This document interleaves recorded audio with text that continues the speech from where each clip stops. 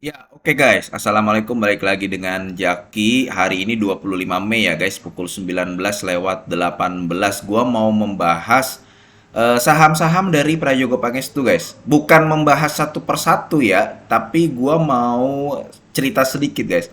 Jadi ada banyak pertanyaan. Pertanyaannya kira-kira gini, Bang. Kira-kira apakah invest di IHSG masih menarik gitu ya? Pertanyaan ini muncul nggak cuma satu dua, cuman beberapa yang gue terima.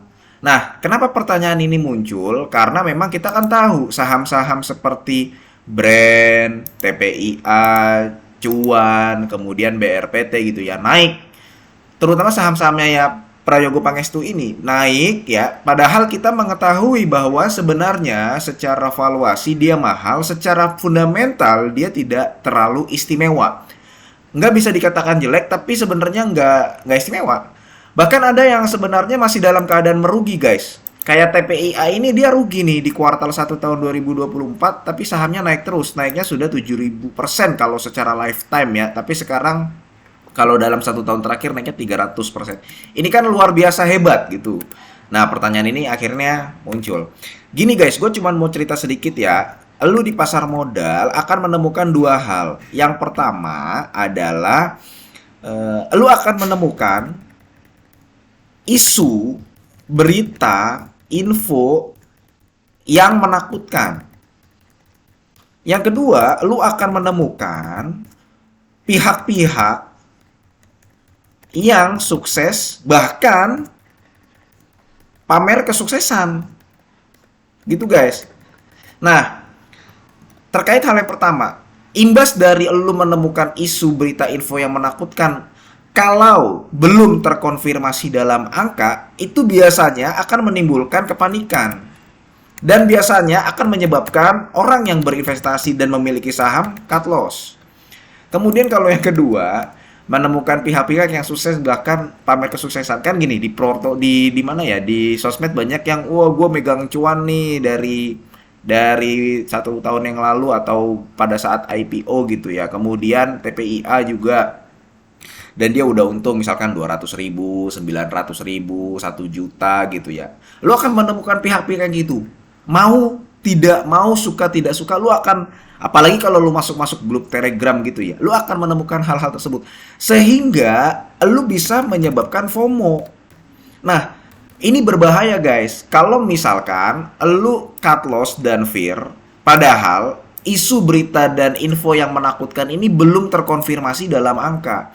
Kemudian yang kedua, lu juga kalau misalkan sudah mengetahui sebenarnya kondisinya dia nggak terlalu istimewa dan sahamnya naik terus, dan lu akhirnya FOMO, lu bisa beli di harga pucuk guys. Jadi, yang mau gue kasih tahu adalah kalau lu sudah bisa mengatasi emosi. Emosi itu bukan berarti lu marah-marah ya. Lu bisa mengatasi emosi dan mengendalikan. Kemudian ya, tidak terpengaruh dari dua hal itu, dari dua hal di atas ini nih guys nih. Itu lu berarti udah bukan investor pemula. Lu berarti sama dengan bukan investor pemula.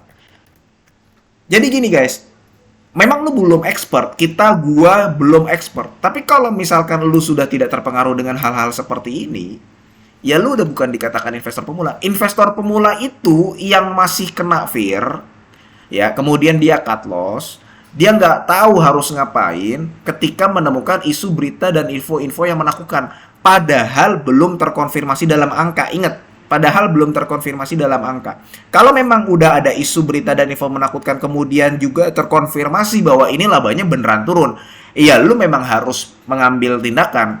Kalau misalkan ini saham udah tahu bahwa valuasinya mahal, tidak ada yang istimewa, bahkan keadaannya rugi, kemudian lo ikut-ikutan beli, ya berarti lu nanti ketika nyangkut di pucuk, itu namanya FOMO. Nah, kalau lu sudah bisa mengatasi hal tersebut, tidak terpengaruh ya, dan bisa mengendalikan emosi, baru lu sudah berada di the investor next level di investor lah. Karena gini guys, apa ya? Ya memang saham itu nggak segalanya cuman melulu soal fundamental. Enggak guys, banyak hal yang mempengaruhi dalam sebuah saham. Kesimpulannya begini, apakah IHSG masih menarik? IHSG masih menarik. Buktinya secara angka masih banyak saham-saham yang menarik dikoleksi. Kemudian ya guys, apakah strateginya menghadapi hal-hal seperti ini? Kan yang banyak ditanyakan strateginya. Justru bukan berarti IHSG tidak menarik akhirnya lu meninggalkan IHSG, meninggalkan pasar modal.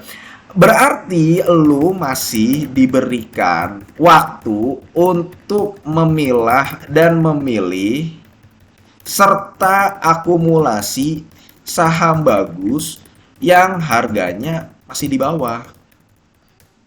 Kayak gitu guys. Jadi itu aja yang mau gue sampaikan guys ya.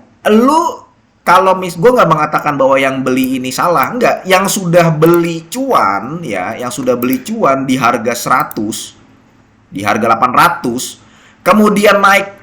Ya ini pemenang nih, orang-orang pemenang nih. Nah yang beli di sini nih, ini orang-orang yang gue maksud di poin kedua. Ada nggak yang beli di sini? Ada, makanya dia pernah ke angka sini. Gitu guys. Cuman kalau misalkan lo nggak bisa mengendalikan emosi dan ternyata lo beli di sini, itu namanya FOMO. Dan lo jangan sampai iri serta dengki guys. Ini yang banyak nih. Jadi kita akhirnya ikut-ikutan dan kita akhirnya nggak senang dengan kesuksesan orang.